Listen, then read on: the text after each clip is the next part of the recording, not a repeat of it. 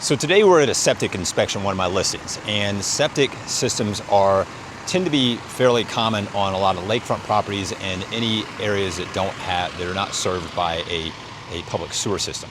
And the inspection process, I find it kind of intriguing. I've done a lot of them, and there are some things to look out for both as a buyer and seller when you're checking out this septic. So the company that's out here today at my listing, it's a septic contractor, very reputable. I've worked with them in the past. I trust them. There are a lot of bad players in this industry.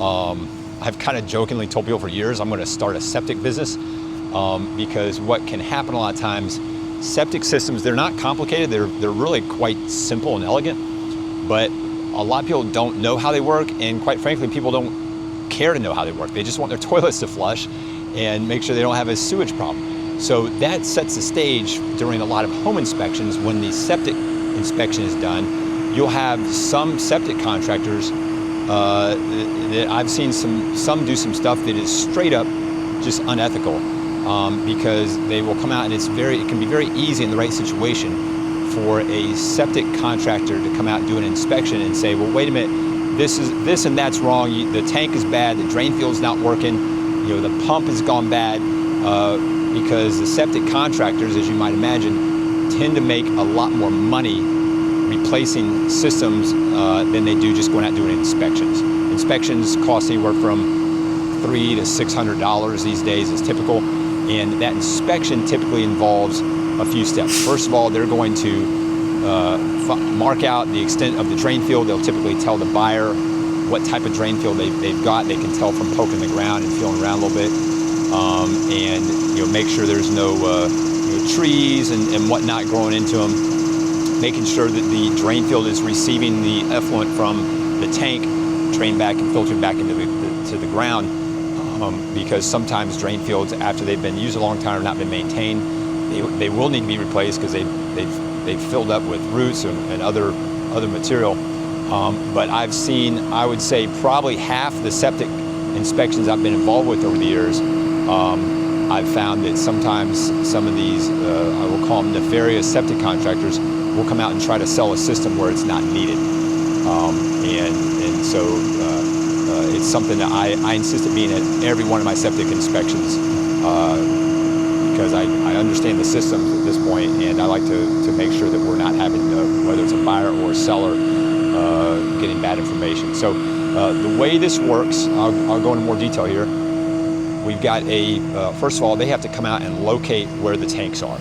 Septic contractors are pretty good at that. And in this case, sometimes you have multiple tanks. This system here just is a single tank.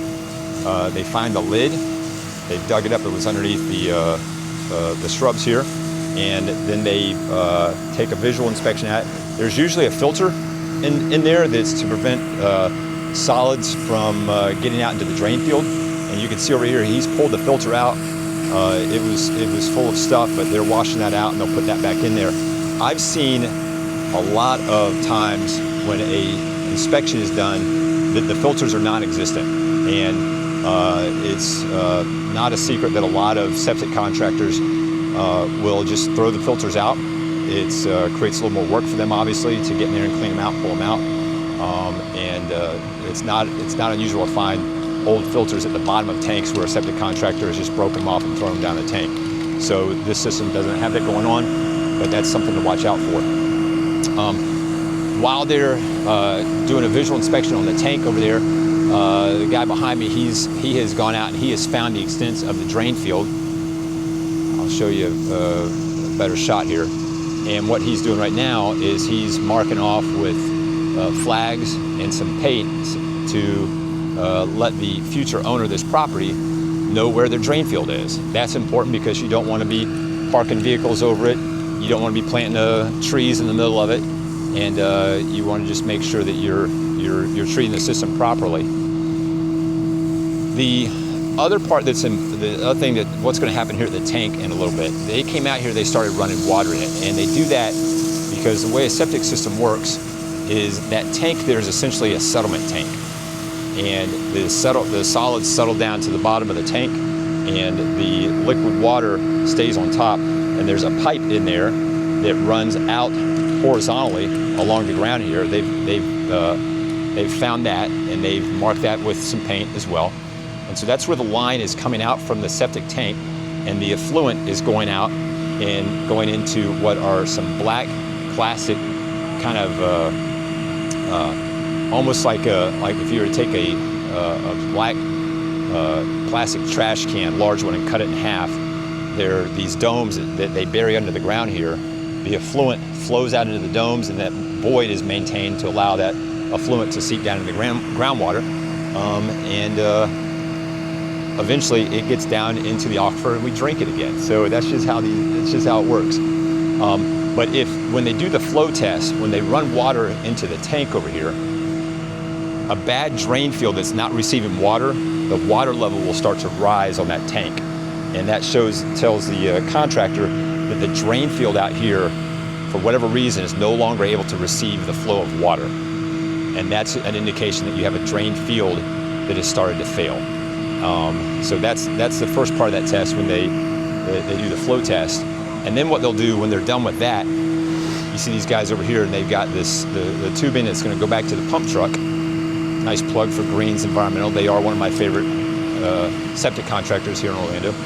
But they're going to pump out the liquid in that tank, and that will allow them to do a visual inspection of the bottom of the tank. Things they're looking for, and this is a newer system, it should be fine, but things they're looking for when they do the visual inspection of that tank is, are there cracks? The tanks are typically concrete.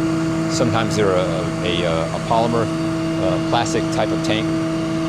But they want to see that tank is sound, doesn't have any cracks. And the other thing they're looking for is whether or not there's sand at the bottom of the tank. That is an indication that the lid that covers that tank has, there's either a crack somewhere in the tank, or that lid has not been put back on securely, and sand will seep back down into the tank, and you don't want that. And when you do find a tank that has a lot of sand in it, the contractors, these guys are permitted to, they get this stuff, they pump it out into their pump truck, and then they have to go dump it somewhere.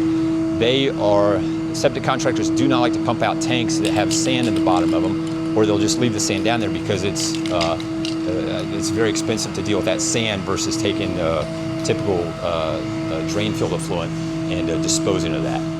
So those are all the things that go on during a septic inspection.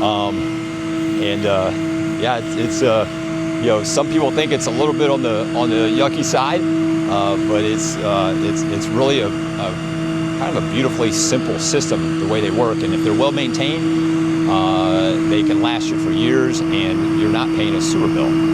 So anyway, if you have any more questions on this stuff, want to know about septic, happy to answer them. Let me know down below. If you like this kind of content, like and subscribe.